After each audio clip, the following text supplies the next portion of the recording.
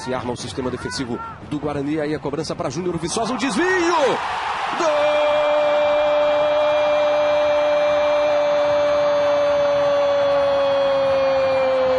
Gol do Sport! Williams! Festa rubro-negra! O Williams, número 11, faz o primeiro gol aqui na Ilha do Retiro. Cruzamento de Marcelinho Paraíba, cobrança de escanteio. O desvio de Júnior Viçosa. E aí o Williams apareceu absolutamente livre. E a posição era boa. Tinha um jogador do Guarani ali na pequena área que dava condição para o Williams. Foi bem o assistente. Williams completou para fazer 1-0 com menos de 1 minuto de jogo. O Sport A. Dadá. Denilson, dominou, toque para o meio, aí o Dairo na frente para Denilson! Gol!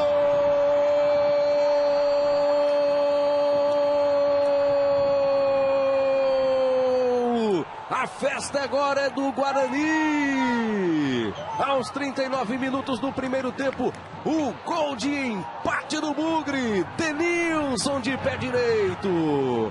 Sem chance para o goleiro Magrão, depois de receber de Dairo, botou no cantinho direito, vibra muito Denilson. Marcelinho Paraíba, vai levando, Marcelinho Paraíba para Bruno Mineiro!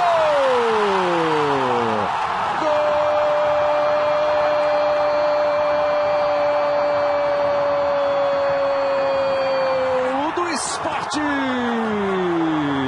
8 minutos do segundo tempo. Bola de Marcelinho Paraíba de primeira aqui para o Wellington Saci. Do outro lado, Naldinho. Ameaça o chute, ainda Naldinho. Tira de lado, faz o cruzamento, Bruno Mineiro!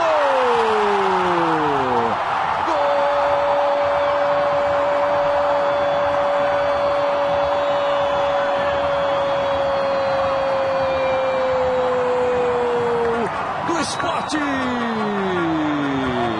Bruno Mineiro! É o segundo dele no jogo, o terceiro gol do Sport.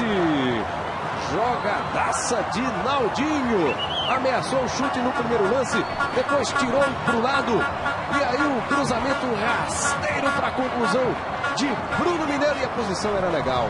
Ele aparece livre na frente porque foi rápido no deslocamento para aproveitar o cruzamento rasteiro de Naldinho.